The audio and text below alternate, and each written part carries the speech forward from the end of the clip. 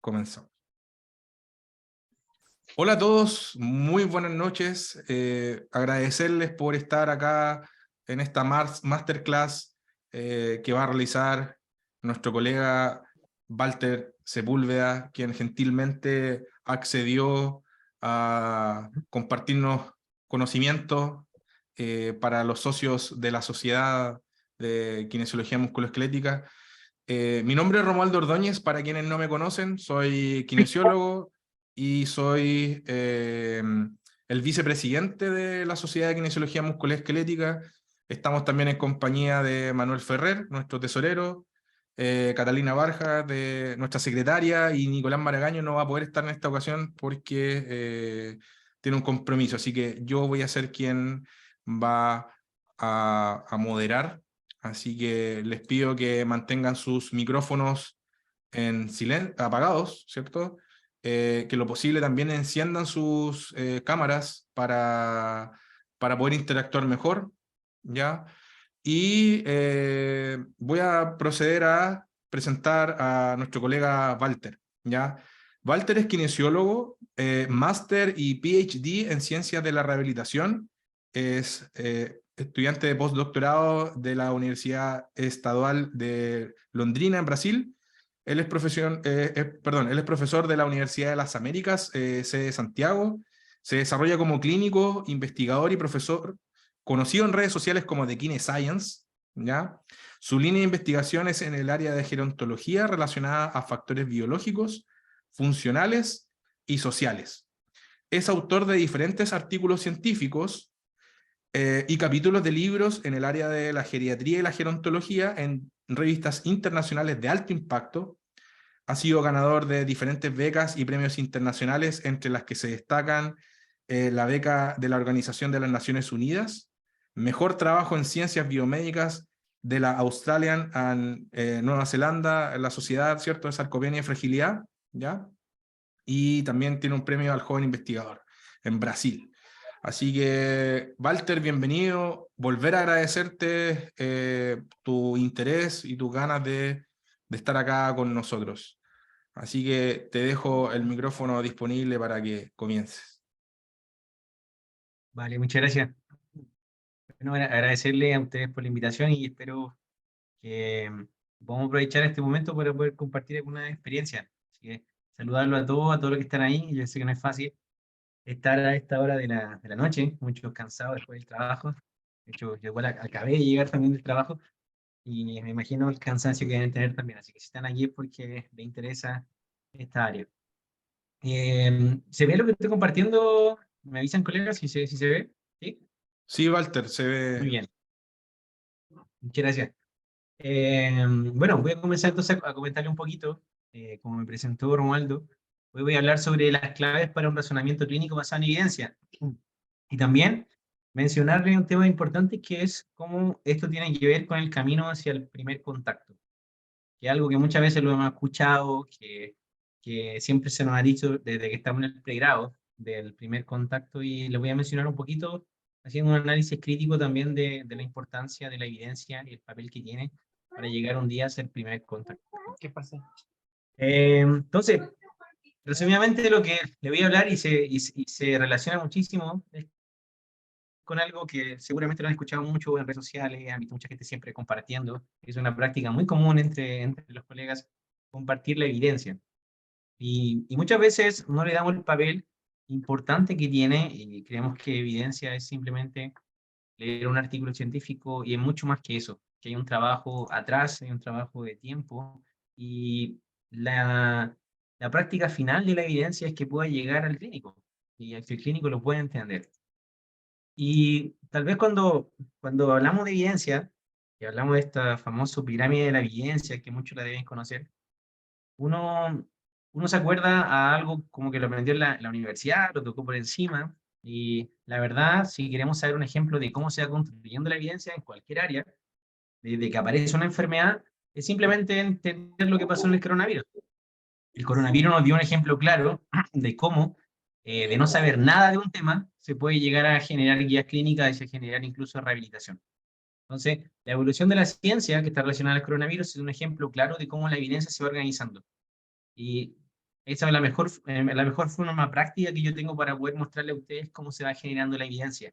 Desde una simple observación clínica, hasta una recomendación, hasta generar ensayos clínicos y hoy en día poder hablar de que incluso necesitamos rehabilitación en pacientes con coronavirus. Entonces, cuando uno habla de la ciencia en tiempo real, uno entiende que la ciencia está viva, que la ciencia va cambiando constantemente. Lo que muchas veces nosotros aprendimos cuando estábamos en el pregrado, hoy en día no es lo mismo.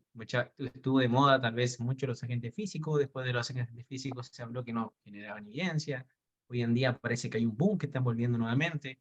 Entonces, la ciencia va cambiando y la evidencia va apuntando hacia diferentes aspectos.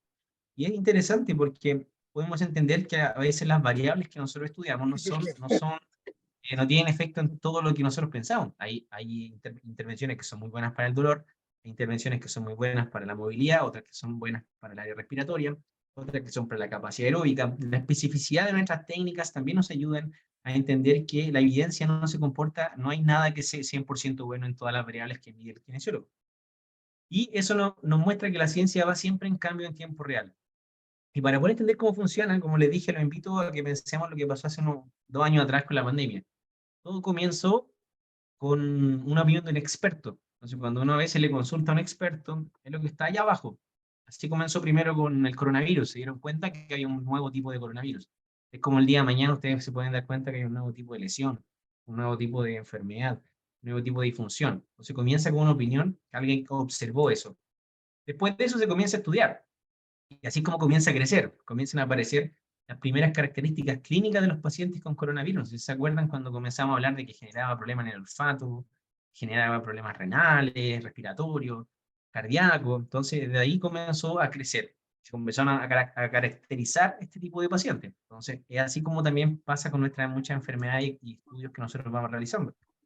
Después de eso, decimos, ok, genera un efecto, ¿y qué pasa a largo plazo? Y ahí vienen los estudios de corte. Los estudios de corte, con el coronavirus se empezaron a estudiar, por ejemplo, lo que generaba a largo plazo. Ahí hablar del síndrome post-coronavirus y de las alteraciones que generaba.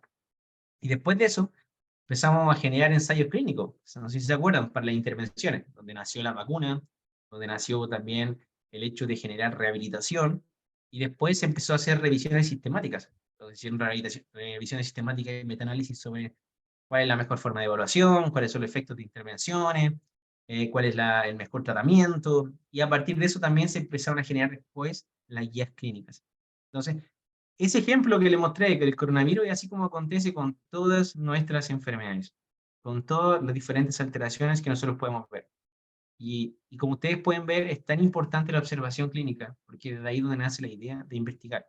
Entonces, la observación clínica, la pregunta clínica que después se transforma en una pregunta de investigación, es el motor, el corazón de la investigación.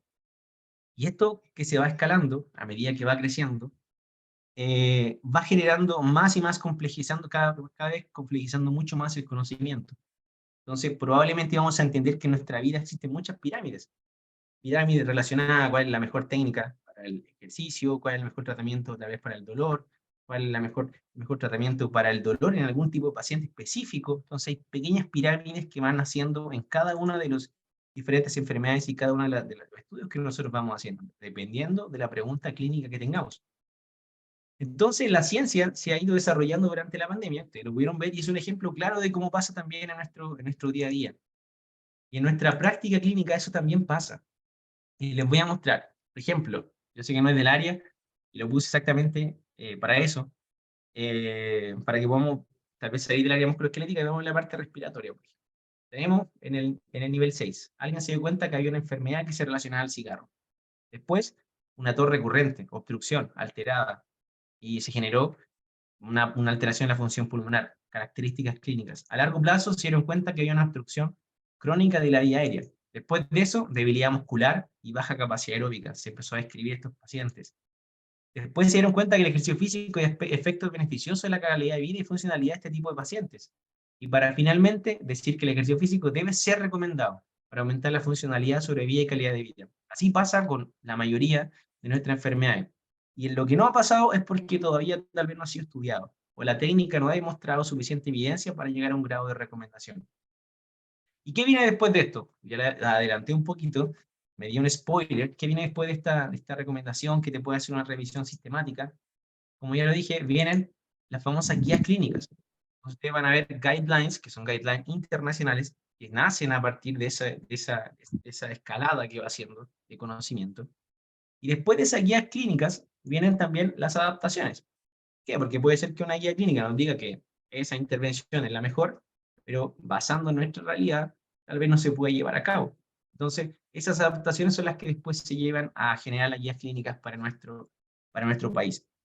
Entonces, para que vean el papel de la importancia de la evidencia, todo nace con una observación clínica, se va construyendo escaladamente, se va escalando en esta pirámide, hasta que se llega a una revisión sistemática, hasta que se llega a una guía clínica, y después de eso se hace una adaptación, se genera una política pública que nos va a llevar a que el sistema de salud se pueda demostrar que el kinesiólogo puede trabajar en esa determinada área. Entonces, esas adaptaciones que ustedes ven ahí son lo que nos va a llevar al campo para la profesión. Entonces, miren cuán importante es la evidencia, que si no se demuestra que es importante, no se abre ese campo si no se abre ese campo del conocimiento, no se abre ese campo después para nosotros como profesión, para poder trabajar. Entonces, ¿cómo una pregunta clínica puede ser capaz de abrir un área de conocimiento que se pueda desarrollar, que después nos pueda llevar a abrir campo laboral? Por eso hoy en día podemos hablar que el kinesiólogo puede trabajar en tantas áreas. Y muchas áreas probablemente que nosotros sentimos que podemos trabajar todavía no han sido abiertas o han sido abiertas en algunos países y no todavía, tal vez en Chile o en Latinoamérica, es porque no se ha generado todavía ese proceso de generar evidencia, construir esa pirámide. Como les dije, una guía clínica tiene muchas pirámides, pequeñas pirámides, una relacionada tal vez a la evaluación, cuál es la mejor forma de evaluación, cuál es la mejor forma de tratamiento. Entonces ustedes van a ver hoy en día revisiones sistemáticas que ya están en el tope de la pirámide, ¿cierto? Clásicamente, que están relacionadas, revisiones sistemáticas, a diferentes tipos de estudios, para hablar de prevalencia, para hablar de diagnóstico, para hablar de pronóstico, y no solamente para hablar de intervención. Entonces, este proceso es algo que pasa con cualquiera de nuestros pacientes, de nuestros pacientes, de nuestras enfermedades que estamos tratando día a día, de nuestras disfunciones del movimiento humano. Entonces, para que se imaginen en qué fase ustedes han leído. Ustedes están leyendo tal vez solo guías clínicas, están leyendo solo revisiones sistemáticas, están llegando a leer estudios de corte. Va a depender mucho de la fase en la que nosotros estamos y de la fase del conocimiento. Porque incluso hay muchas áreas que todavía no han llegado a generar tal vez una guía clínica o una recomendación porque todavía no ha alcanzado el desarrollo que nosotros pensamos. Entonces, para que vean, evidencia científica produce campo clínico, por todo ese proceso que les mostré. La evidencia científica justifica nuestro quehacer, es el primer tema que les quería tocar. La evidencia científica se traduce en nuevos campos para nosotros como profesionales. El conocimiento es fundamental para justificar entonces nuestro quehacer y abrir nuevos campos al desarrollo de la profesión. Entonces, el conocimiento no es en vano. No es en vano que nosotros estamos estudiando horas y horas como investigadores sentados en un computador haciendo estadística o reclutando pacientes, eso no es en vano. Eso se traduce en ¿qué? En campos para la kinesiología. ¿Y será que estamos preparados para el primer contacto? Es esta pregunta que les había mencionado. Ya conocemos la importancia de la investigación. La investigación se traduce en generar evidencia, argumentos. Esos argumentos se transforman en guías clínicas. Las guías clínicas producen campos para nuestra profesión. ¿Y será que estamos preparados para el primer contacto? La principal área que se ha atrevido a hablar del primer contacto, no sé si ustedes sabían, es musculoesquelética. De hecho, la mayoría de las publicaciones que se han realizado en el área del primer contacto son musculoesqueléticas. ¿Y por qué? ¿Por qué será que es un área que se habla tanto del primer contacto? Es porque está relacionada a que es un área que ha producido el mayor conocimiento. La gran mayoría de la evidencia que se produce hoy en día, que se ha producido históricamente, es relacionada al área musculoesquelética. El 23% de los ensayos clínicos, a pesar de eso, que es el área que más se produce evidencia, que lo pueden ver acá, solo el 23% de los ensayos clínicos son de moderada a alta calidad metodológica. Entonces, podemos ver que hay mucha evidencia, pero no toda es de buena calidad. Entonces, a pesar de que es un área que tiene un gran desarrollo, el área musculoesquelética, que es el área que están ustedes hoy en día, tiene un gran desarrollo, produce mucha evidencia, es una área que también produce mucha evidencia de mala calidad. Cerca del 80% de la evidencia que se produce es de mala calidad. Entonces ahí yo les pregunto a ustedes, cuán importante es saber discriminar entre la evidencia que es de buena a mala calidad. O sea, el primer mensaje era que la evidencia era importante, nos genera argumentos. Ahora les pregunto, ¿y cómo sabemos si esos argumentos que estamos utilizando son de calidad o no? Y por eso que es importante saber leer evidencia, que nos va a dar el plus para saber discriminar de lo bueno a lo malo, porque si nos vamos en algo simple de probabilidad, tenemos que de 10 artículos, 8 de cada 10 artículos que ustedes pueden encontrar son de mala calidad en su área. Entonces, para que vean, si no saben discriminar, tienen mucha más riesgo de escoger un artículo de mala calidad y utilizarlo en su práctica clínica. La otra pregunta que quería decir, ¿será que hablar de primer contacto en nuestra profesión es algo nuevo? Mucha gente dice, no, es algo nuevo, es una discusión nueva que se está dando, el colegio kinesiólogo lo menciona, y la verdad que no es nuevo. Miren, los primeros que comenzaron a hablar fueron los australianos. La primera información que yo conseguí recuperar en un artículo científico, probablemente se hablaba de otro, fue publicado por este señor, James Bindle, en el año 1900, no me equivoco aquí, en el 1977. O sea, hace tiempo que ya se hablaba de primer contacto, no es algo así como, oh, que nuevo o algo. O sea, hace tiempo que se había discutido un poco y que se menciona de que en qué podemos estar capacitados para poder dar este primer contacto.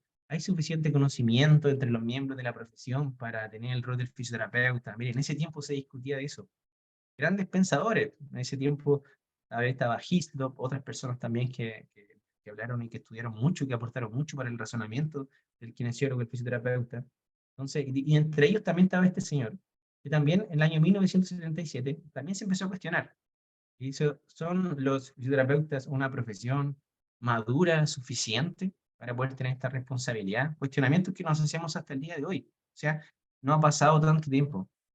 No, han pasado, o sea, no es algo tan reciente. Ha pasado bastante tiempo desde que se comenzó a hablar del primer contacto.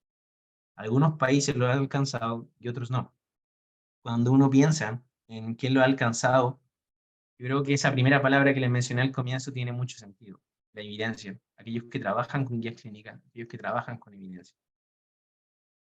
Y a pesar de eso, se ha generado mucho estudio, hombre, se han generado bastante estudio de que el primer contacto en el área de kinesiología reduce los días de hospitalización, reduce los tiempos de hospitalización de los pacientes, los gastos en ventilación mecánica, mucho tipo de tratamientos se ha demostrado que el primer contacto ayuda bastante a disminuir los gastos en salud. O sea, hay estudios que el primer contacto nos llevan a decir que sí, que el kinesiólogo ayuda porque disminuye un poco la burocracia, ¿cierto? Todo el proceso.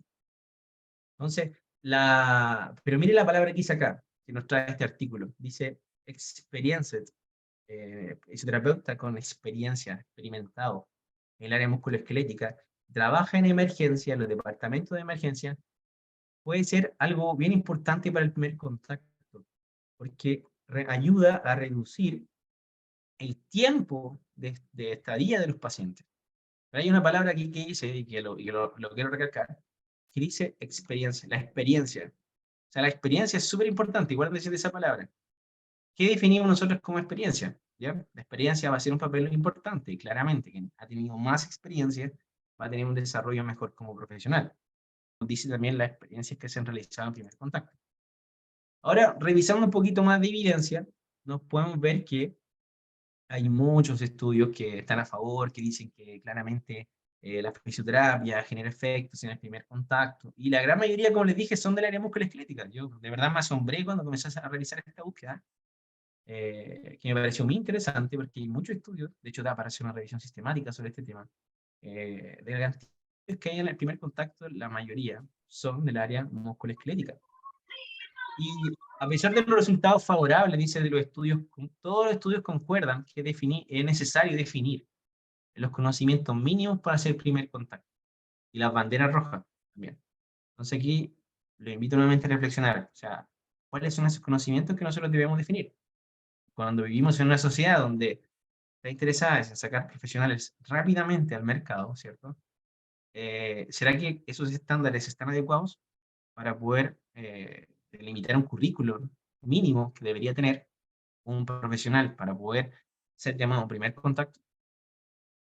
Entonces, la primera pregunta de cuestionamiento que se mencionaba del primer contacto era la experiencia.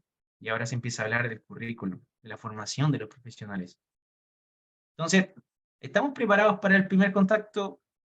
¿Será que la mayoría de los estudios nos muestran aspectos positivos, cierto? Mejoras, pero todos siempre cuestionan lo mismo. ¿Qué deben saber y cuál es la experiencia? Hay un estudio que también no es que nada de contra la corriente, pero fue un poco más profundo en este tema y envía a profesionales con diferentes patologías, envía a los fisioterapeutas diferentes patologías y les dice que escojan el tratamiento. Y es aquí donde empiezan a ver los principales problemas. Cuando una persona tiene experiencia y está acostumbrada a recibir siempre los mismos tipos de pacientes, tal vez es más fácil de traducir y hacer el primer contacto. Pero ¿qué pasa cuando el profesional, él mismo no sabe qué enfermedad tiene el paciente? ¿Cómo lo va a tratar? Y aquí este estudio nos muestra que hay un alto porcentaje de error al momento de hacer diagnóstico con los fisioterapeutas. Y la gran mayoría, en su razonamiento clínico, no tiene mayor conocimiento de la guía clínica. O sea, muchos colegas pueden tratar con pacientes, pueden directamente ir a su consultorio, pueden hacer tratamiento. Hoy en día existe un pseudo primer contacto, por ejemplo, pueden ir a Pilates, cualquier persona que quisiera hacer Pilates, reeducación postural, cualquier persona pudiera hacer reeducación postural, porque yo puedo decir que quiero mejorar mi postura, mejorar el dolor, y voy directamente a un profesional. Hoy en día el pseudo primer contacto existe, ¿cierto?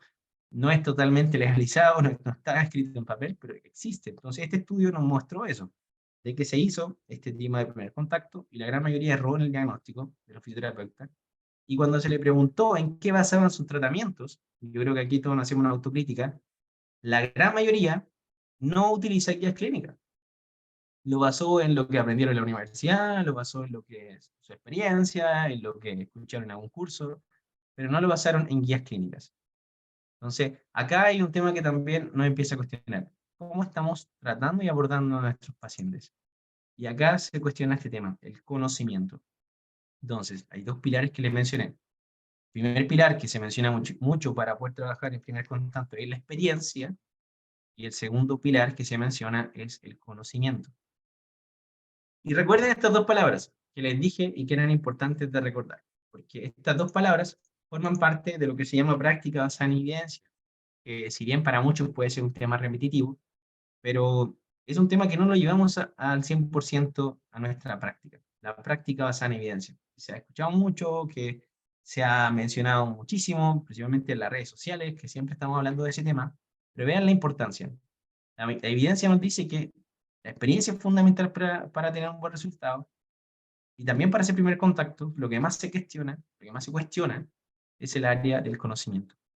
Entonces, ¿qué es la práctica de evidencia? Es la mezcla de esos dos. Es la mezcla del mejor conocimiento, del conocimiento, utilizando la mejor evidencia disponible, la experiencia clínica, que es fundamental, y la opinión también del paciente, los deseos del paciente. O sea, aquellos países que han alcanzado el desarrollo profesional hacia el primer contacto, tienen claro lo que es la práctica basada en evidencia. Está dentro de sus estatutos, está dentro de sus normativas, lo que significa la práctica basada en evidencia. Es porque lo tienen claro, que este es el camino para el día de mañana hacer un primer contacto. ¿Y qué es lo clave que debemos considerar para trabajar con práctica basada en evidencia? Trabajar con práctica basada en evidencia, le quiero decir, y que quede bien claro este tema, que es algo ético.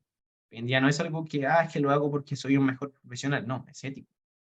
Es profesional y sin riesgos legales. No es un plus. En los países que trabajan como primer contacto es ético, profesional y sin riesgos legales. No es un plus como nos hemos tratado de mostrar. Como hagámoslo porque así vamos a ser mejores. No, deberíamos hacerlo todos al máximo. ¿Y por qué?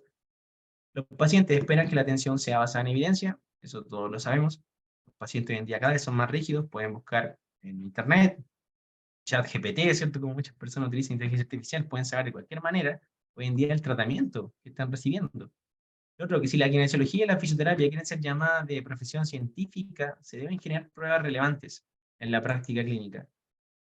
Otro tema importante, las agencias que pagan por los servicios, como las compañías de seguros y las agencias gubernamentales, están financiando prestaciones basadas en evidencia, y eso lo sabemos muy bien. Muchas discusiones se han hecho si esa técnica se utiliza, si el gobierno va a incluir ese tipo de tratamiento para pagar, probablemente es muy difícil que las agencias y los organismos gubernamentales incluyan evidencias tratamientos que no tienen la evidencia suficiente, que no se van a arriesgar a pagar cosas que no saben si funcionan. Otro tema, para postular y ganar proyectos de innovación, de investigación, son necesarias la evidencia científica. Hoy en día, ¿cuántos proyectos se pierden? Proyectos que no postulamos porque no sabemos argumentar suficiente. ¿Cómo argumentamos? Con la evidencia científica. Mira lo que les mencioné, el APTA, que muchos lo deben conocer. Ellos lo mencionan en sus artículos, que se debe trabajar con la práctica basada en evidencia, basada en estos tres elementos que le habían mencionado: el conocimiento, la experiencia y la opinión del paciente. Entonces, ya lo están utilizando otros organismos internacionales hace mucho tiempo.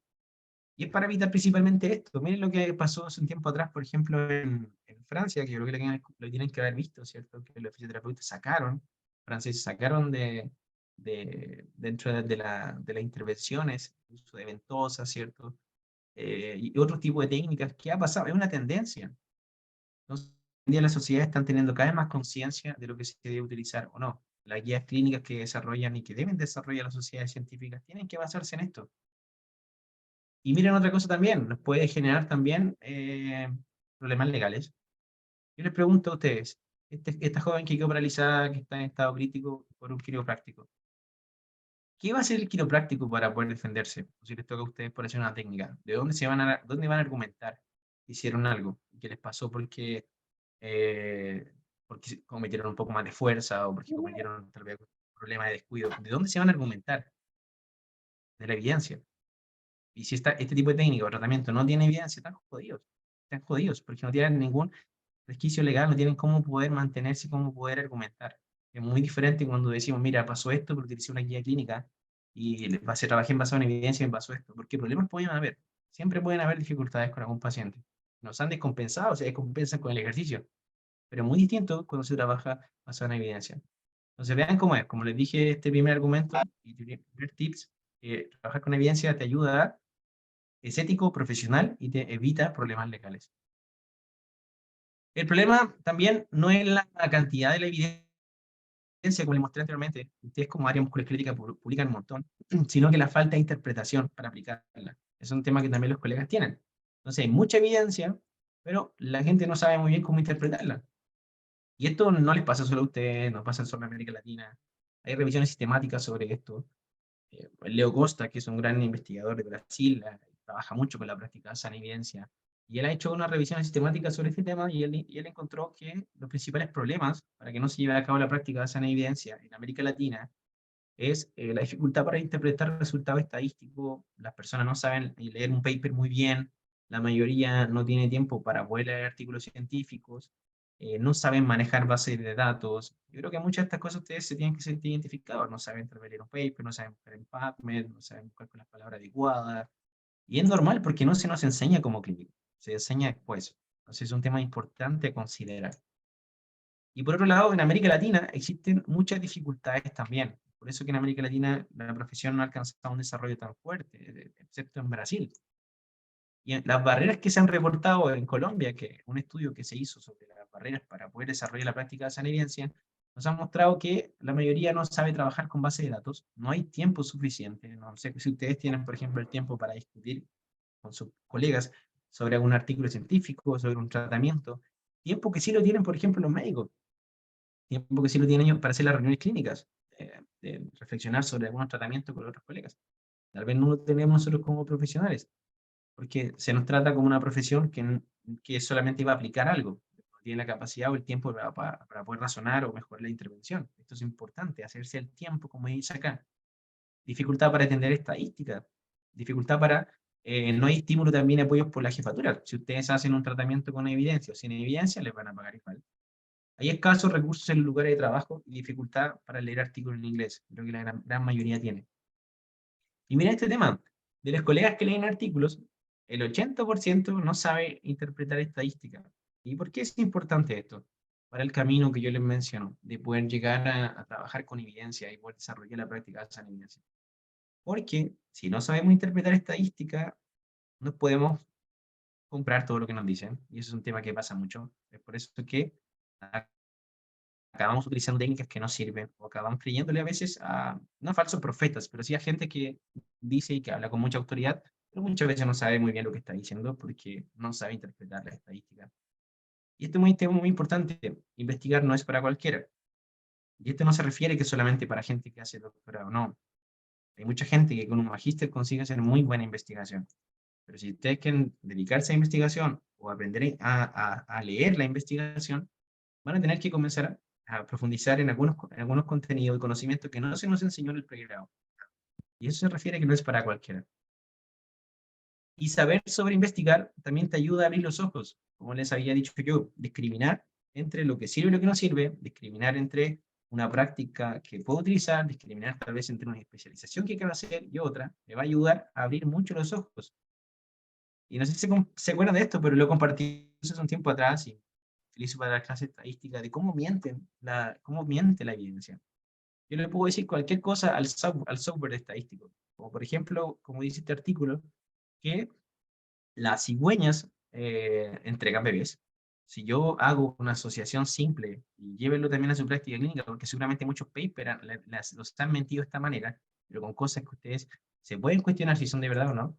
Si yo hago una correlación entre el número de nacimientos con la cantidad de cigüeñas que viajan de un país a otro, una correlación simple, miren lo que pasa. Nos da un análisis, un P menor que 0,06, como estaba ahí, y una correlación de que, evidentemente, el número de nacimientos se relaciona con la llegada de la cigüeña. ¿Por qué ustedes no se creen esto? Es porque se cuestionan que no, pero es que eso no puede ser porque la cigüeña no traen bebé. Sabemos que, que los bebés vienen de otro tipo, ¿cierto? De proceso, ¿cierto? Pero hay muchas cosas que no las cuestionamos. Y la estadística también te puede mentir en otros procesos. Que una intervención se relaciona con esto, que si mejoras esto, también va a mejorar esto, el efecto de intervención está relacionado a este tratamiento. Todo esto te lo puede hacer la estadística. Si no lo puedes discriminar, si no puedes comprender el proceso, te lo acabas creyendo. Aquí no lo creemos porque sabemos que no es así, pero en otras cosas sí nos pueden engañar en pequeños detalles. Entonces, mayor número de cigüeñas, llegando a Europa, se correlaciona con mayor número de nacimientos. ¿Y será que algunos papers no te engañan con la estadística? Sí, claramente algunos papers te pueden engañar con la estadística, y este es un tema interesante. Por eso que no es llegar y leer un artículo científico. Es importante entender que para cada pregunta clínica existe un diseño, estudio y un procedimiento estadístico. Entonces, ya si vamos a leer un paper que está buscando, por ejemplo, efectos a largo plazo, y vemos que dice un estudio transversal, no le podemos creer al 100%. Podemos establecer causalidad.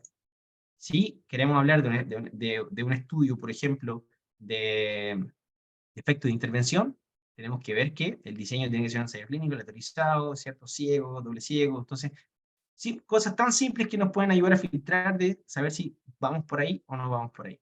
Y el procedimiento estadístico es otro tema que también te va a ayudar. Cosas importantes como saber sobre investigación te va a ayudar a ser cuidadoso y un poco más crítico. Y aquí les digo a ustedes que no se trata de ser investigadores. El clínico tiene que saber leer un artículo e interpretarlo. Y para nosotros como investigador, la tarea es hacérselo más fácil a ustedes. Explicarle todo lo que se hizo en el artículo, explicarle el procedimiento estadístico y mostrarle todo lo que se pueda mostrar. En el número limitado de palabras, que repito, los artículos son un número limitado de palabras. Entonces nosotros tenemos que describir, pero ya es función del clínico saber interpretar ese paper, ¿ya? Nosotros lo tratamos de hacer lo más fácil posible, pero el clínico tiene que interpretarlo. Miren este otro ejemplo. No quise colocar paper de nuestra área para no atacar a nadie, pero, por ejemplo, esto que está un estudio relacionado a la utilización de multivitamínicos en la función cognitiva, publicado en una revista súper buena, la Alzheimer and Dementia, y que dice que esta suplementación por 3 años mejora la función cognitiva, la memoria episódica, la función ejecutiva en adultos mayores.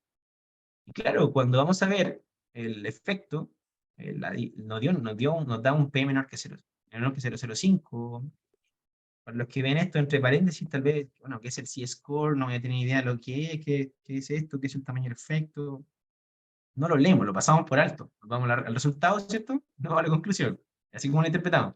Y decimos, funciona, maravilloso, funciona. Nos dice este paper, y ojo, miren lo que dice, creo que este ensayo, miren, un estudio a lo autorizado y todo, y uno puede decir, wow, no, esto realmente lo uso. Pero cuando vamos acá un poquito más específico y vemos el tamaño del efecto, vemos que el tamaño del efecto es 0,06. Si nos vamos a esta tablita que habla del tamaño del efecto, y el 0,06 está aquí, entonces es un tamaño pequeño. ¿Y qué significa eso? Que el efecto probablemente existe, pero no tiene importancia clínica. Entonces, miren eso, cómo podemos tener unos cuidados con este tema. Puedo decir que funciona, pero cuando nos vamos al tamaño del efecto, no es tan así. Entonces, no solo hay que analizar el valor de P, no solo hay que analizar el intervalo de confianza, sino que hay que analizar también otros aspectos importantes como el tamaño del efecto. Miren, para que vean que como clínico no la tienen tan fácil.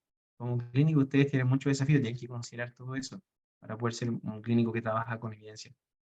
La mejor evidencia, el conocimiento, saber leer un paper, saber si eso funciona, antes de llegar y recomendarlo a nuestros pacientes. Y otro tema también importante, que la gran mayoría de los colegas no sabe leer muy bien las bases de datos. Estos son datos que siempre lo he compartido y lo invito a reflexionar. ¿Cuántos de nosotros sabe leer, por ejemplo, en PubMed, o en Scopus, o en Web of Science? Solo un 2%. El 98% de los colegas en América Latina utiliza solamente Cielo y Google Scholar, que no está la mejor evidencia. Y hoy en día también existen otras plataformas que podemos utilizar mucho, específicas para nosotros. La Cochrane Rehabilitation, podemos utilizar Pedro, que no sé si lo han escuchado, que hay específicos para poder buscar evidencia.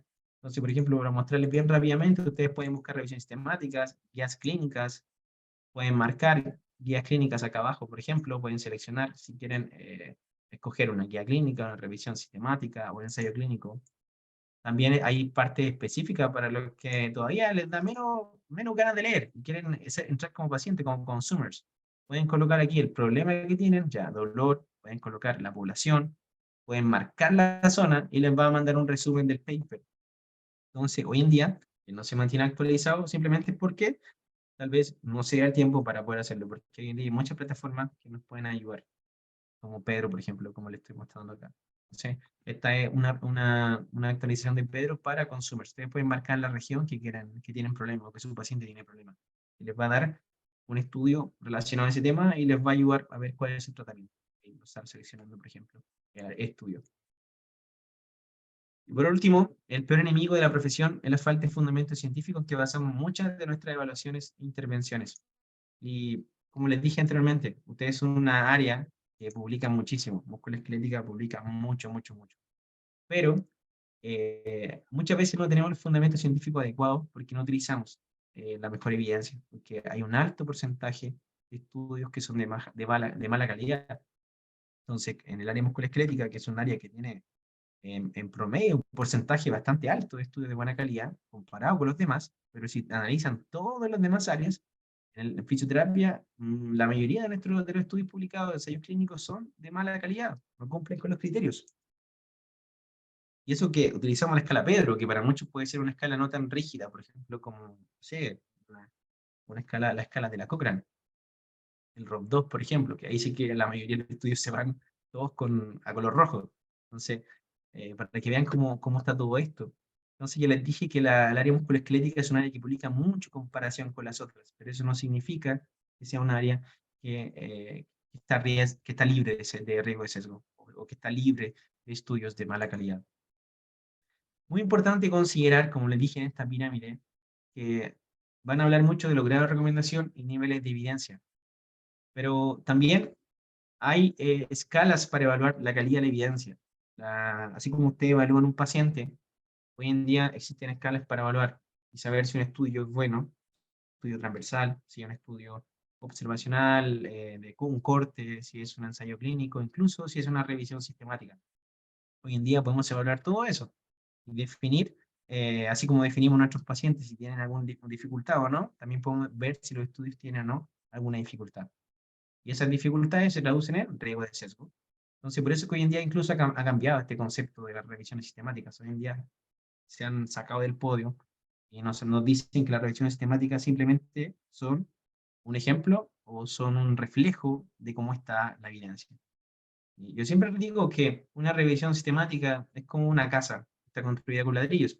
Está construida con ladrillos de mala calidad, la casa por más que se vea maravillosa se va a caer. Y el conocimiento es así. por más que haya una revisión sistemática que está construida con estudios que son de mala calidad, lo que está mostrando en esa revisión sistemática, los resultados, las conclusiones, no son de buena calidad, por más que sea, diga, revisión sistemática y metaanálisis. ¿Ya?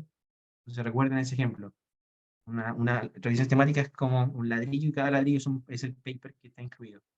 Si son de mala calidad, la construcción se va a caer, el conocimiento igual se va a caer. Y nosotros lo hemos mostrado en algunos de los trabajos que hemos realizado, mostramos que cada proceso se puede evaluar con diferentes estudios. Y hoy en día lo que más se utiliza para evaluar ensayos clínicos son el ROP1, ROP2, el Result Bias de la Cochrane, la escala Pedro, que también se continúa utilizando, y para evaluar las revisiones sistemáticas se utiliza AMSTAR, ¿ya? Entonces igual pueden evaluar, eso que creo que es como lo que más utiliza uno como clínico. Y por eso es importante la capacitación, fortalecer las sociedades científicas y fortalecer también nuestro gremio. Entonces lo que ustedes hacen con invitar a investigadores, invitar gente que les pueda comentar es fortalecerse, va hacia el camino, hacia trabajar también y llegar a construir este camino que les digo yo del primer contacto. Entonces aquí les quiero dar algunos consejos. El primer consejo relacionado a construir una identidad desde el pregrado. Ojalá que las sociedades científicas también puedan ayudar a construir esta formación que se tiene que dar en el pregrado. Hace un tiempo atrás leí un paper que hicieron acá en Chile, no, lo hicieron en Brasil y después lo replicaron acá, que era sobre cuáles son los conocimientos mínimos que debería tener una escuela de kinesiología relacionada al dolor. ¿Cuáles son los fundamentos? Si se está estudiando no relacionado a las guías clínicas. Si las escuelas de kinesiología enseñan.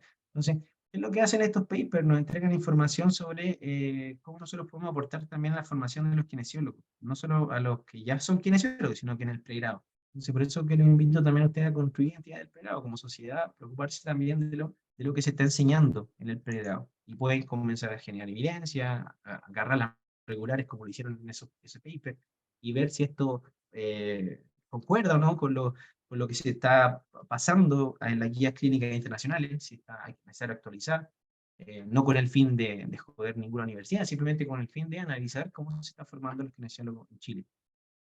El segundo consejo que les puedo dar es organizar y regular. Así como también ustedes como sociedad, ojalá que puedan tener la capacidad también de organizar congresos, regular la profesión, participar del DENAQUE, como se hace en otros países, colocar los estándares mínimos que se deben considerar para poder hablar de una especialización. Lo que muchos de ustedes quieren que se pueda lograr, que es lo mínimo que debe tener, cuál es el conocimiento mínimo que debería tener un kinesiólogo y cuál es la experiencia mínima que debería tener. Que, como dije, esos dos son los pilares de la práctica de sana evidencia, también son los pilares de los países que han alcanzado el primer contacto. El tercer consejo es no saltarse etapas. Y aquí es donde siempre les invito a fomentar el pregrado, y ojalá que haya una especialización, que puedan después hacer un magíster y que puedan hacer un doctorado. Y que para cada una de estas cosas hay procesos. Lo que pasa es que mucha gente se salta etapas, muchas veces. Cuando nos saltamos etapas, después nos acabamos cayendo, acabamos pecando por inmadurez. Esto también pasa mucho en la carrera. Entonces, si yo quiero trabajar en investigación, vamos a hacer la etapa de ser investigador, hago una formación de investigador. Si quiero ser clínico, haré una formación de clínico. Si no nos saltemos etapas, porque eso ayuda muchísimo también a no fracasar allá adelante. El cuarto consejo es evidenciar todo lo que hacemos, porque somos fruto de la evidencia. Muchas veces pensamos que tengo que hacer un doctorado para hacer evidencia, para hacer investigación. La verdad que te ayuda muchísimo, pero pueden ya comenzar a generar desde el pregrado. La sociedad científica, que ustedes son una sociedad, debería comenzar a generar guías clínicas, debería comenzar a generar un poco de evidencia, como ustedes, como socios. Hay muchas cosas que se pueden comenzar a hacer, que más mínimo que sea, esto se puede publicar y se va a trabajar, se va a generar una referencia, y esta referencia, por muy pequeña que sea, va a contribuir con el mundo del conocimiento. Y eso puede generar un cambio en la conducta clínica. Y qué es lo que va a generar después, como le mostré a ustedes, las reformas y lo que va a justificar nuestra labor. El cuarto consejo es mirar lo que hacemos. Como le había dicho, somos fruto de la evidencia científica. Y el quinto es comenzar más tarde, muchas veces es una ventaja. Yo sé que estamos súper atrasados como América Latina, comparado con otros países, y uno los mira para adelante y dice, me gustaría ser como Estados Unidos, ser como Australia, como Europa, hasta incluso como Brasil. Pero eso es una ventaja a la larga, porque esos países que ya avanzaron se cayeron muchas veces para estar donde están. Entonces, ustedes, a pesar de que están comenzando más tarde como sociedad y como Colquines, entonces pueden mirar hacia cada una de estas sociedades están creciendo, algunas más desarrolladas que otras, ¿no? Y ver experiencia. Y eso les ayuda a poder llegar incluso mucho más lejos. Yo lo he visto porque hay sociedades que comenzaron mucho después. No sé si saben, pero las universidades, por ejemplo, en Brasil, las universidades son más antiguas que eh, las universidades portuguesas que llegaron a Brasil, ¿cierto? Comenzaron mucho después que las universidades en América Latina. Las universidades españolas comenzaron mucho antes. Pero porque ellos alcanzaron un desarrollo, porque ellos consiguieron ver muchos errores que cometieron los países alrededor. Entonces, a veces comenzar más tarde no significa que no vamos a llegar igual de lejos. O sea, ese es un tema que les quiero dar como consejo. El sexto consejo es fortalecer las sociedades científicas por líderes o integrantes que hagan ciencia. Entonces, es un tema que yo a veces me reflexiono y siempre digo, las sociedades científicas deben tener científicos, para poder llamarse sociedades científicas. Entonces, es algo casi obvio, pero muchas veces no pasa. Entonces, es un tema que les quiero invitar a ustedes a, si no tengo científicos en mi área, en el área musculoesquelética, quiero empezar a fomentar la ciencia, o quiero llamarme sociedad científica, y comiencen a invitar a colegas que hagan ciencia, como lo están haciendo, y que también sean parte, ojalá, de los miembros más cercanos, presidente, vicepresidente, secretario, un equipo técnico, pero la mayoría de las sociedades en el mundo que han crecido, crecen del lado de la ciencia, y los líderes que están ahí hacen ciencia. Eso te da un plus, y ayuda también al desarrollo. Como dice acá, sociedades científicas que tengan científicos. El séptimo tema que quiero tocar es que fortalecer nuestro colegio también de kinesiólogos, y así como también muchos colegas, como muchos gremios han llegado también a ser fuertes. Eh, y también yo creo que el recambio que todos esperamos, nuevos líderes, no puede ser que siempre estén los mismos que no lo hicieron, así como hubo un cambio, el estallido social solo se quedó en los políticos, porque en el gremio nosotros siguen siendo los mismos. Entonces, creo que es un tema muy importante, cambiar, tiene que haber un recambio en todas las áreas, si no va a continuar pasando lo mismo. No puede ser que siempre estén los mismos dirigiendo ese colegio de kinesiólogos. Pueden tener experiencia, sí, pero no vienen con la idea del recambio. La experiencia es importante, sí, pero el conocimiento también. Y también esta nueva ganas de poder generar un cambio que yo creo que si no lo han hecho es muy difícil que lo hagan ahora. Por eso que yo lo invito a colegiarse. Yo lo pensé mucho tiempo, me acabé colegiando y dije, ya, voy a volver a Chile, voy a empezar a colegiarme y a tratar de ver si se pueden cambiar las cosas de dentro. Antiguamente no era, sentía que era una pérdida de dinero. Muchos dicen que es una pérdida de dinero, pero bueno, siento que es mejor estar dentro para poderse cambiar que hacerlo desde fuera, en mi opinión, en mi opinión. Y eso, colegas, bueno, además la profesión es hacer tratamientos con dedicación, pasión, creatividad y evidencia. Y trabajar sin evidencia daña no solo al paciente, sino que también coloca obstáculos para el camino hacia el primer contacto. Y eso, colegas, espero que les haya gustado. Era un espacio más que nada para reflexionar, como mencionó Romualdo, y espero que haya sido así. Tremendo, Walter, muchas gracias, muy claro en tu mensaje. Ojalá que esta reflexión igual lleguen no solamente a quienes están hoy día conectados, sino que también a quienes van a poder ver esta presentación de forma diferida, porque obviamente faltaron hartos colegas. En la sociedad somos más de 100 colegas, así que eso, seguir motivando nomás. Yo estoy muy de acuerdo con lo que tú dices, de que hay que participar del gremio, hay que participar de estas sociedades. Y Soquime, de hecho, yo cuando me postulé a la directiva quería que se trabajara eso. Yo tampoco no soy investigador, pero me gusta esa área, me gustaría desarrollarme en un futuro. De hecho, conozco a Walter porque fui asistente de un curso que tiene él, así que se lo recomiendo. Eh, Creo que es importante aprender a interpretar la evidencia y llevarla a la práctica clínica. Yo trabajo en atención primaria y por lo general yo creo que el 80-90% de los colegas no leen, están esperando que uno les entregue la información en bandeja y eso tampoco está bien. Y además también se presta para la práctica de terapias de bajo valor o incluso pseudociencia y eso tampoco está bien. Así que volver a reiterar las felicitaciones, Walter. Ahí te etiquetamos en algunas historias de Instagram. En el chat igual te están mandando muchas felicitaciones, agradecimientos. Y vamos a dar espacio a las preguntas, ¿ya? Hay un colega que tiene una pregunta que dice, ¿cómo crees que esto puede afectar en las políticas públicas y tomar decisiones en base a esto en la realidad de Chile? No sé si se entiende la pregunta, estimado. Sí, bueno, me refiero, tal vez se refiere a la evidencia, ¿cierto? ¿Cómo puede afectar? Exactamente, sí. Creo que sí. Bueno, saludar a todos, y veo harto rostro conocido, y veo, a ver, estaba Felipe, un colega también, estudiante, Nico, está Abner también, hola, me contaron, Sí, está un Abner colega igual. también conocido, a Silvio también de República Dominicana escuchando. Bueno, decirles que yo creo que el camino va hacia eso. Yo creo que lo primero que tienen que comenzar ustedes es a generar, no sé si tienen ya clínicas como sociedad, es un gran paso. Tienen hartos colegas que han hecho revisión sistemática, conozco el Amner, por ejemplo, participó de alguna, hay colegas del área musculoesquelética, el mismo Felipe también, que está por acá, Felipe Araya, que también lo vi, y hacen harta revisión sistemática, entonces son gente que se puede comenzar a sumar para poder hacer primero que todo estas guías clínicas que entre nosotros las respetemos como sociedad. Y después de eso, no esperemos que los médicos que están ahí arriba a cargo del ministerio nos van a leer nuestras cosas. No, no esperemos. Si no partimos nosotros, insistiendo, creando, aquí está publicado, aquí está publicado, aquí está publicado, aquí está publicado, aquí está publicado. Crean que el efecto de una revista científica, si ustedes hacen un buen instrumento, una buena guía de recomendación, una buena revisión temática, y colocan autores importantes, y colocan abajo sociedad tanto, como guidelines, la revista le gusta, a la revista le encantan los guidelines. Yo creo que es de las cosas más bonitas de publicar.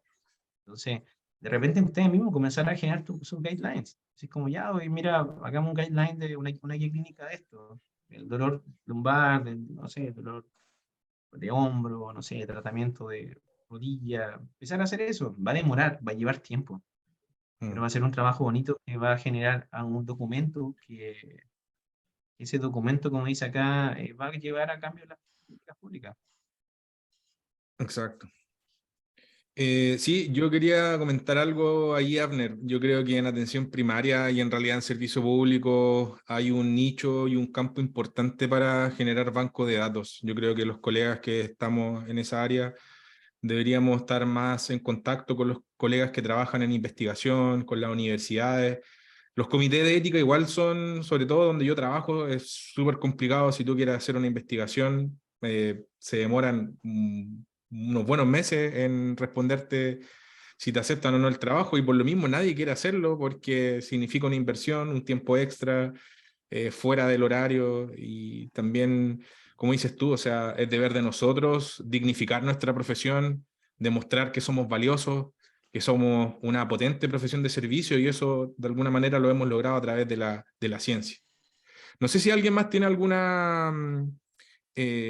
Romuald, en relación a ese tema de generar evidencia, yo creo que no es tan difícil. Mira, siempre cuento la historia. Yo, mi primer paper lo hice, no tenía ni siquiera, tenía un diplomado con suerte, y lo hicimos con base de datos Requinoa, cuando estaba recién comenzando el programa más. Y uno se puede asociar con universidades. Las universidades son más fáciles para poder hacer una aprobación ética. Entonces, el clínico, como nosotros como clínicos, tenemos muchos pacientes, muchos pacientes, que son lo que los investigadores no tenemos. Entonces, asociense con investigadores. Ustedes tienen la mina de oro y nosotros tal vez podemos ayudar a cómo explotar esa mina de oro. Entonces, ese es un tema. Por eso que yo digo que es importante que las sociedades científicas puedan también tener una parte científica y que puedan ocupar esos grandes recursos que tienen los clínicos. Exacto. Y ojo que para generar guías clínicas no se necesitan estudios, pueden hacerlas con las revisiones temáticas que hay, los estudios que hay publicados. Y eso ya hay harta cosa que pueden utilizar. Y es verlo hacer para trabajar con su sociedad. Exacto. Bueno, también hay que recordar que este año está el Congreso Nacional de Kinesiología que organiza nuestro Colegio de Kinesiólogos. Se le envió a los socios de la sociedad, valga la redundancia, el recordatorio de que está la posibilidad de presentar temas para exponer. A Sokime se le dio un stand, así que tienen que estar atentos al correo y quienes estén interesados hacerlo. y de hecho también va a estar la posibilidad de presentar temas libres, ya trabajos, así que eso también es importante, participar como sociedad. Soquime es una de las 3 sociedades que está reconocida por el Colegio de Kinesiólogos, que cumple con todos los estándares, como dijo Walter, colegiarse. Ya nosotros, la directiva está colegiada. De hecho, yo para poder postularme, cuando fueron las elecciones, me colegié y veo que también hay un trabajo importante, y como dice Walter, tiene que haber recambio. De hecho, van a haber elecciones del Colegio de Kinesiólogos. Así que, y de hecho se está peleando, para quienes no saben, para que las especialidades en kinesiología también sean reconocidas por la Superintendencia de Salud, ¿ya? Y eso también implica otros cambios, especializarse también debería ser formación de posgrado, así como lo hacen los médicos, ¿ya? Hoy en día para especializarse prácticamente uno cumple un cierto número de requisitos, capacitación, experiencia y otros, te piden también otros atributos, pero deberíamos mutar, ¿cierto?, hacia un proceso más exigente quizás. Así que Allá, eso. por ejemplo, en Brasil, para los chicos que le conozcan, es bien cercana, allá se van aproximadamente de 2 a 4 años en la especialización y le pagan por trabajar, como igual que un médico, como una residencia. Exacto. Lo postulas y estás trabajando, aproximadamente son como entre 40 o 60 horas semanales, que trabaja un residente, como se llama, R1, R2, R3, R4, son el tiempo que están, depende de la especialización, son de 2 a 4 años. Mm, Entonces, es algo que se puede apuntar. Pero lo que sí yo pienso, y a mí me encantaría que se apruebe el tema del DENAQUE, pero yo siento que es como armar algo sin tener una base. Por eso yo pienso que es importante fortalecer la sociedad. Que yo te decía, vamos a ser especialistas, pero ¿con qué vamos a trabajar? Con la guía clínica mm, del MinSal, que la mayoría lo hacen médicos. Entonces, exacto. al final, ¿qué vamos a hacer si no tenemos guía clínica? Al final vamos a tener que generar especialistas que no tienen campo laboral, Mm, porque el campo laboral lo genera la guía clínica, que aprueba el MinSal. Y esa guía clínica, si no la hacemos nosotros, si no nos metemos ahí al final, va a pasar lo mismo. mm, Sí, yo le veo los motivos, chicos, a que puedan ojalá empezar a generar su propio material. exacto. De Díganle hecho, a su presidente.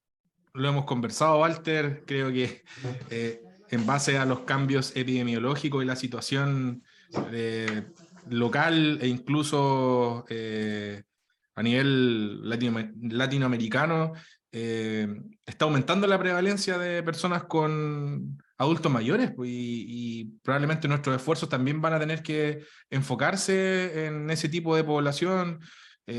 Yo creo que también hay que salir un poco de lo clásico que es el tema musculoesquelético, sino que abrirse también a otras posibilidades, integrar la parte de geriatría, la parte de oncología. De hecho, se pretende también de que existan más especialistas y que se cree esa especialidad. Entonces, eh, el cáncer es una de las primeras causas de mortalidad en Chile, y el tema del adulto mayor, debiésemos estar preparados para detectar fragilidad, sarcopenia.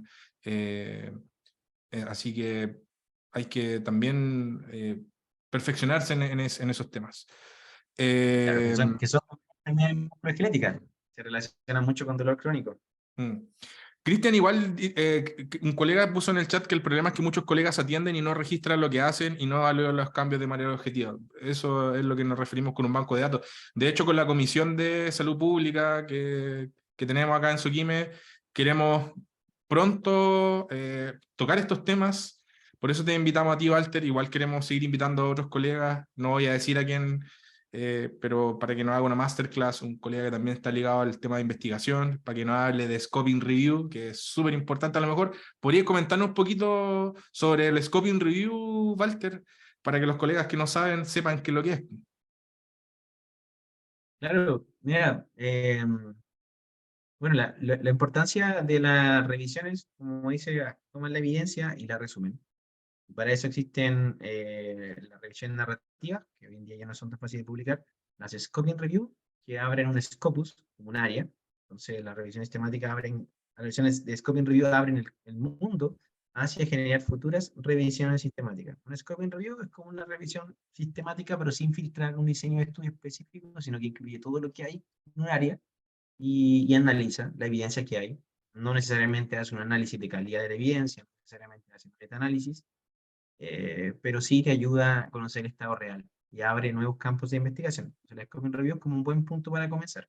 Y después, las revisiones sistemáticas que ya se van a áreas, preguntas más específicas. Esa es como la diferencia entre una y otra. ¿Sí?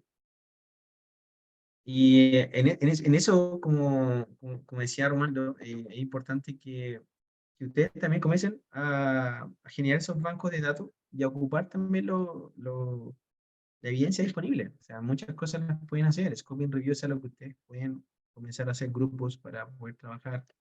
Yo participé de algunas sociedades científicas en extranjero y ellos tenían sus grupos, como que tenían subgrupos dentro del mismo grupo de la sociedad.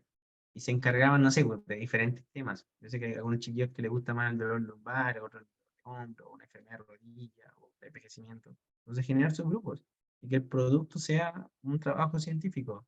Que el producto de ese subgrupo sea una guía clínica, algo que puedan comenzar a utilizar. Es que el poder del nombre sociedad científica es algo súper potente, ustedes tal vez no lo han visto, ¿no? Pero lo que viene Mm, firmado por una sociedad científica que se comienza a dar una potencia es algo, es un poder bien grande. O sea, aprovechenlo. Que no pase como exacto, muchas otras sociedades que mueren en el tiempo, porque mm, no se consolidan. exacto. De hecho, uno para poder certificarse como especialista para el DENAQUE te exigen, o sea, te da puntaje formar parte de una sociedad. Como dice Walter, y también el tema de lo que pasa en servicio público. Por lo general, la atención primaria y el ámbito hospitalario te mide cuántos pacientes atendiste en el año, cuántos se fueron de alta, cuántas visitas domiciliarias hiciste, pero no te mide ni el proceso, ni te mide el resultado de tu intervención. Entonces, hay que partir quizás buscando herramientas, instrumentos que los pueda utilizar independiente del diagnóstico. eh, entonces, ya ir generando un banco de datos, obtener información para generar la tabla 1 con los datos epidemiológicos de la población, de la muestra. Entonces, eh, eso es súper importante. Como dice Walter, no es algo que uno va a obtener la información en un mes, en una semana. Se requiere tiempo. O sea, yo por lo menos tengo un banco de datos de casi 2 años con pacientes que han podido terminar sus tratamientos, porque también hay personas que desertan, hay personas que a veces no se pueden evaluar con los instrumentos que uno esperaría. Y yo creo que también es importante que nosotros también tomemos el consentimiento informado de nuestros pacientes y que en esos consentimientos informados explicitemos que si podemos acceder a la ficha clínica y utilizar los datos para fines de investigación. Y así después no tener tanto problema con el comité de ética, porque también es que los centros de salud, por lo menos donde yo trabajo, hay un protocolo para hacer investigación y nadie se mete en investigación. Pero yo creo que ahí está lo importante y de hecho si queremos justificar ser acceso directo algún día, vamos a tener que también defenderlo con números, con investigación. Sí. Yo eso pienso que y no es tan difícil. Mira, la verdad, la experiencia que tengo yo con Cefam, con esos lugares, incluso no hay como el comité de ética, entonces tienen como un encargado que te firma el documento. Entonces, a veces incluso más fácil. Y además de eso, si te asocias con una universidad, la universidad también, si hay un proyecto bueno, no se demora tanto ante la aprobación del comité de ética. Y lo otro que, claro, si ustedes contasen la cantidad de pacientes que ven en un año, la cantidad de datos que pueden extraer, aunque no se los traigan a todos, pero que les traigan a algunos. Y Mm, van alimentando una base de datos. Esa base se va alimentando, va creciendo. Se combina con la base de datos del colega y salen muchas cosas de ahí. Después se lo pasan a un estadístico y de ahí salen los papers. Algo mm, tan que parece difícil, lleva tiempo, pero una vez que ya se tiene, es una mina de oro. exacto. Para tener una idea de las bases de datos, nosotros, por ejemplo, tenemos una base de datos de 400 pacientes y hemos sacado, no sé, ya con 10 papers de ahí. Tenemos una base de datos de 1500 pacientes en España. Hemos sacado, no sé, con unos 300 papers que están sacando en ese lugar, porque son de muchos grupos. Pero miren la cantidad de pacientes. 400 pacientes ustedes se los consiguen en cuánto tiempo. Yo Entonces, es muy atiendo rápido. 500 pacientes en un año. Mira, mira eso, imagínense. Un Romualdo en un lugar recolectando pacientes, otro colega en otro lugar recolectando pacientes. Hagan un Excel por el mismo formato, lo comparten y cojan lo que lo que quieren analizar. Mm. Y lo van alimentando entre muchos colegas. De Pero, hecho, como digo, un proyecto, mándenlo al comité de ética, apruébenlo, pidan sus permisos en cada lugar y pueden hacer datos multicéntricos. Están exacto. alimentando una base de datos. El mismo formato para Mm. todos. De hecho, Walter, nosotros en la Comisión de Salud Pública eso es lo que queremos generar, po, que Soquime, todos los colegas puedan empezar o iniciar una base de datos, evaluar todos de una forma estandarizada y después eso, apuntar quizá 2 años más, un año más, no lo sé, hacer un estudio multicéntrico. Eh, Hay hartos colegas en la sociedad que trabajan en servicio público y los que no están en servicio público también pueden aportar de alguna manera, ¿ya?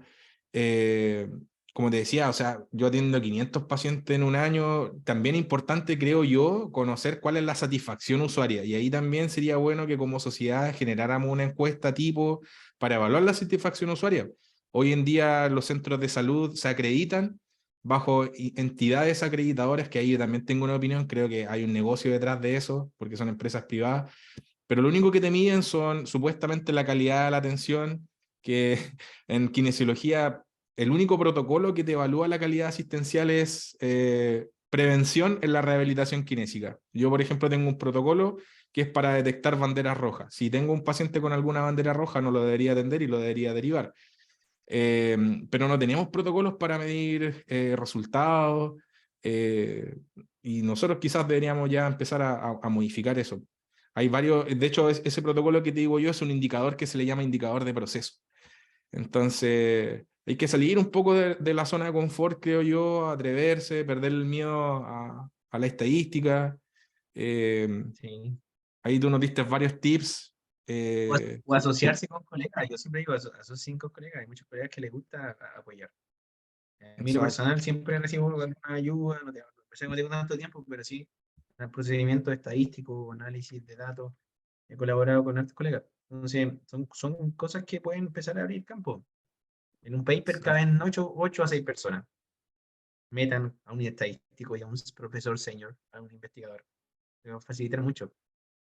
Ayudan a Mm, crecer su carrera y también al investigador para que continúe publicando. Así como se genera la investigación.